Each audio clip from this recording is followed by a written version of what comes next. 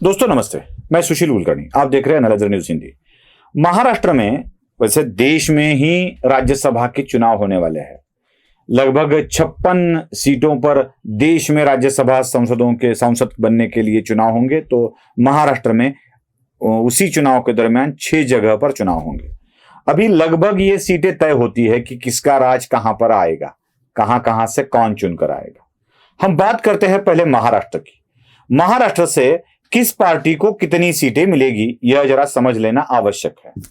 अब मुझे लगता है कि महाराष्ट्र से अब तक जो सांसद चल रहे हैं इन 6 सीटों पे, इसमें से कोई भी सांसद रिपीट नहीं होगा। मैं आपको जो रिटायर्ड होने वाले हैं उनकी लिस्ट बता देता हूं, फोटो के साथ आप देख लीजिए। पहले है कांग्रेस के कुमार केतकर, जो एक पत्रकार भी रह चुके हैं, इंडियन एक्सप्रेस में संपादक रह चुके हैं, महाराष्ट्र टाइम्स में संपादक रह चुके हैं, भास्कर ग्रुप के दिव्य मराठी में भी वो संपादक स्टेट एडिटर के रूप में काम कर चुके हैं।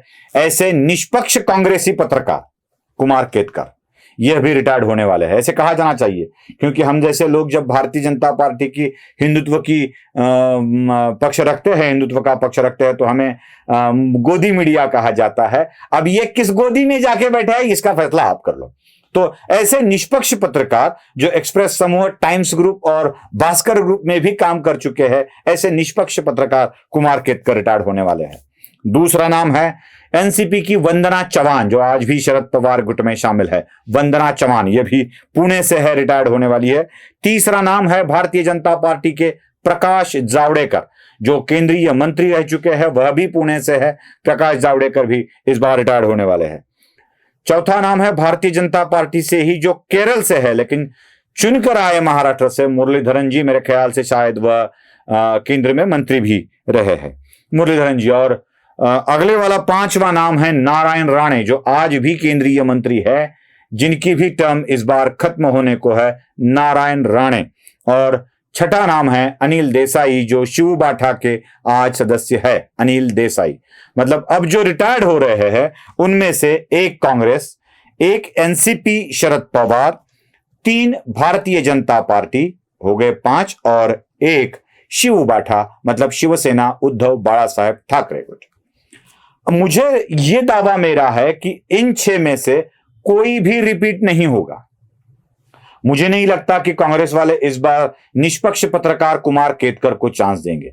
वैसे कुमार केतकर बहुत बार बोल चुके हैं, मोदी के खिलाफ अपनी निष्पक्षता दिखा चुके हैं, कहीं जाकर भाषण देते हैं। जब चुनाव का मौका नजदीक होता है खुद के, तो वो भाषण दे के ऐसे बहुत सारी बातें दुनिया के सामने रख के सोनिया गांधी और राहुल गांधी के प्रति अपनी निष्ठा प्रकट करते हैं। लेकिन उनकी निष्ठा के बाद उनको जब पद दिया जाता है तो उनको सहना पड़ता है महाराष्ट्र की कांग्रेस को।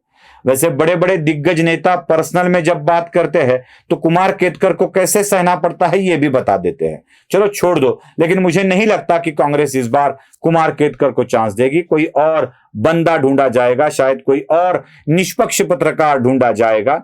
कोई निर्भय बनों से हो सकता है, शायद कोई और हो सकता है, लेकिन कोई ना कोई तो और होगा। कुमार केतकर की इस बार फिर से रिपीटेशन नहीं होगा। वंदना चव्हाण दूसरी व्यक्ति है, चाहकर भी वो चुनकर नहीं आ सकती।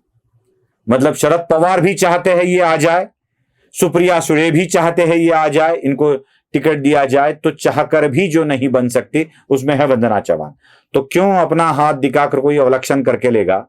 क्यों अपने ही चेहरे को आईने में दिखाकर डरने की बात करेगा? वंदना चव्हाण आ नहीं सकती, क्योंकि दुनिया को पता है कि एनसीपी के शरद पवार गुट के पास अब सिर्फ 11 बचे हैं। बस क्रिकेट की टीम बन सकती है, वह भी क्रिकेट की टीम एक्स्ट्रा खिलाड़ी के बिना बनानी पड़ेगी। वही क्रिकेट की टीम बना सकते हैं। तो वंदना चव्हाण चाहकर भी चुनकर नहीं आ सकती, एनसीपी का कोई कैंडिडेट चुनकर नहीं आ सकता, यह दुनिया को पता है। इसलिए वंदना चव्हाण भी इस बार रिपीट नहीं होगी। प्रकाश जावड़ेकर अब राजनीति से ही बाहर होने के कगार पर है, क्योंकि बहुत साल उनको मंत्री पद भी मिला, एक उनके त्याग की वजह से। तो प्रकाश जावड़ेकर अब रिपीट नहीं होंगे। भारतीय जनता पार्टी प्रकाश जावड़ेकर को टिकट नहीं देगी, यही आशंका है। मुरलीधरन जो केरल से है, उनको भी शायद अब महाराष्ट्र से चुनकर लाया नहीं जाएगा। एक तो उनको केरल से ही चुनकर आना होगा लोकसभा के ऊपर, या उनके लिए कोई और इंतजाम करना पड़ेगा, क्योंकि विधानसभा के चुनावों को मद्देनजर रखते हुए भारतीय जनता पार्टी को अपनी अपनी रणनीति इस्तेमाल करना पड़ेगी। मैं एक बहुत ही ढाढ़स के साथ बात कर रहा हूं, नारायण राणे यह भी राज्यसभा के लिए रिपीट नहीं होंगे। ये मेरा दावा है, राज्यसभा के लिए रिपीट नहीं होंगे। जहां नारायण राणे को परास्त होना पड़ा था, उसी जगह से नारायण राणे को चुनकर लाया जाएगा लोकसभा के लिए। नारायण राणे आने वाले दिनों में कैंडिडेट हो सकते हैं भारतीय जनता पार्टी की तरफ से। उसके बारे में भी हम बात करते हैं। नारायण राणे कहां से आएंगे? नारायण राणे को शायद दक्षिण मुंबई के क्षेत्र से चुनकर आने के लिए कहा जाएगा, जहां से शिव बाठा का कैंडिडेट लड़ता है। वो अरविंद सावंत जो आज भी शिव बाठा में हैं, उनके खिलाफ नारायण राणे को उतारा जा सकता है। और दक्षिण मुंबई में भारतीय जनता पार्टी नारायण राणे के समर्थन में अपनी ताकत पूरी तरह से लगा सकती है। तो नारायण राणे दक्षिण मुंबई से भी चुनाव लड़ सकते हैं। नारायण राणे भी रिपीट नहीं होंगे। रही बात और एक शिव बाठा वाले की, अनिल देसाई की, उनकी भी अवस्था लगभग एनसीपी जैसी है। मतलब एनसीपी, शिवसेना, इनको इकट्ठा किया जाए तो भी अनिल देसाई चुनकर नहीं आ सकते, बिल्कुल नहीं आ सकते। यही स्थिति हमें दिखाई देती है। तो अनिल देसाई की भी रिपीट होने के आसार नहीं दिख रहे हैं। तो कौन कौन आ सकता है? कांग्रेस की तरफ से कोई भी आ सकता है, किसी अन्य राज्य से व्यक्ति को भेजा जा सकता है। आप जाओ, महाराष्ट्र से आओ, क्योंकि जहां गांधी के मन में क्या चलता है कौन बताए। गांधी की मर्जी चलती है भाई, गांधी कोई किसी को भी बोल सकते हैं। भारतीय जनता पार्टी की तरफ से मुझे लगता है कि इस बार सोशल इंजीनियरिंग किया जाएगा। एक मराठा, एक ओबीसी और एक ब्राह्मण, इस तरह के लोगों को चांस दिया जा सकता है। अब मराठा में से कौन आएगा? 3 तो भारतीय जनता पार्टी के आने ही आने हैं, क्योंकि भारतीय जनता पार्टी के लिए 41 वोटों का, मतलब 41 वोटों का टारगेट है। वैसे विधानसभा की संख्या 288 है, लेकिन 2 सदस्यों की मृत्यु हो चुकी है। एक है अपने बाबर जी जो हाल ही में गुजर गए, दूसरे विदर्भ से गोवर्धन शर्मा वो गुजर गए, और तीसरे एक व्यक्ति है जिनकी विधानसभा सदस्य की रद्द कर दी गई है, और वो है नागपुर वाले केदार, सुनील केदार, उनकी भी रद्द कर दी गई है। तो 41 तक का कोटा आ जाता है। तो भारतीय जनता पार्टी के लिए 41 के कोटे के अनुसार सीटें 3 अगर चुन के लानी है तो भारतीय जनता पार्टी को 10-12 सीटें कम पड़ जाती है, क्योंकि भाजपा के पास 104 है और उनके मित्र सदस्य भी उनके साथ है। जैसे कई अपक्ष हुए, जन स्वराज्य पार्टी का एक है, रासपा एक है, मनसे एक है, बहुजन विकास आघाड़ी के 3 हैं। तो भारतीय जनता पार्टी अपने इन स्थानों को बरकरार रखने के लिए 3 लोगों को चुनकर ला सकती है। तो 3 कौन हो सकते हैं? एक मराठा जो विनोद तावड़े, जो हाल ही में राष्ट्रीय स्तर पर अपनी अलग छाप छोड़ रहे हैं, तो विनोद तावड़े को भी राज्यसभा का सीट मिल सकता है। दूसरे ओबीसी लीडर को भी चांस मिल सकता है, और वो है पंकजा मुंडे। लगातार पिछले 5 सालों से पंकजा मुंडे पीछे पीछे हटती नजर आ रही है। तो पंकजा मुंडे को राज्य से हटाकर, क्योंकि पंकजा और राज्य के नेताओं में नहीं बन रही है, यह साफ दिखाई दे रहा है। कोई कितनी भी बात बोले कि नहीं है, कोई मतभेद नहीं है, लेकिन देवेंद्र फडणवीस और पंकजा के बीच में जो कुछ भी तनाव चल रहा है उससे सब सहमत है, या उनको सबको पता है। तो इसी तनाव को दूर करने के लिए और पंकजा को एक स्थान देने के लिए राज्यसभा सीट पर पंकजा मुंडे का विचार हो सकता है। तो दूसरी सीट ओबीसी नेता को दी जा सकती है, और तीसरी मैं ब्राह्मण की बात कर रहा हूं। यह ब्राह्मण को दी जाने वाली सीट बस ब्राह्मण को देनी है, इसलिए देनी पड़ेगी। अब विधानसभा चुनाव के दरमियान यह सीट दी जाएगी क्या? तो बहुत सारे नाम आते हैं इसमें। पुणे से अगर कोथरूड अच्छा रखना है और पुणे के ब्राह्मणों को ठीक रखना है, तो मेधा कुलकर्णी जो कोथरूड की पूर्व विधायक रह चुकी है, उनका भी नाम आ सकता है, क्योंकि मेधा कुलकर्णी भी आजकल बहुत नाराज चल रही है। उनको लोगों के बीच में भी उनके ऊपर अन्याय हुआ है, यह भावना चल रही है। तो मेधा कुलकर्णी का नाम भी आ सकता है पुणे से, उनको भी ब्राह्मण के हिसाब से राज्यसभा दी जा सकती है।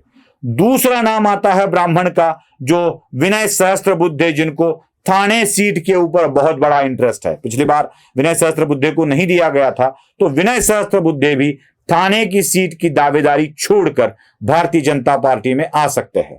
मुझे एक दोस्त ने कहा था विनय सहस्त्रबुद्धे बड़े ही संत व्यक्ति है। मैं कहूंगा विनय सहस्त्रबुद्धे संत भी है और संत भी है, दोनों हैं। वो संत भी है, बड़े धीमे से चलते हैं, और संत भी है। मैं दोस्त के वाक्य को टालना नहीं चाहता हूं, लेकिन ब्राह्मण सीट को देना यह, और तीसरा एक नाम आता है, और एक नाम आता है, और वो नाम आता है छत्रपति संभाजी नगर की विजया रहाटकर का। मुझे यह पता नहीं चल रहा है कि छत्रपति संभाजी नगर में भागवत कराड़, विजया रहाटकर, इन लोगों को इतना बल देकर क्या संभाजी नगर की सांसद की सीट ये लोग चुनकर ला सकते हैं?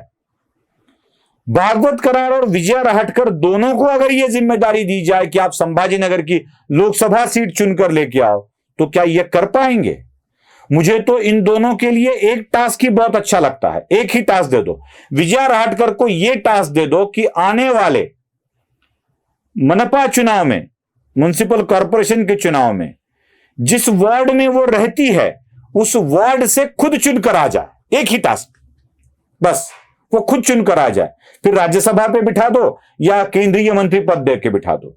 और भागवत कराड़ के लिए एक टास्क दे दो कि अपने ही बच्चे को अपने ही वार्ड से चुनकर लाके दिखाए जहां रहते हैं वो।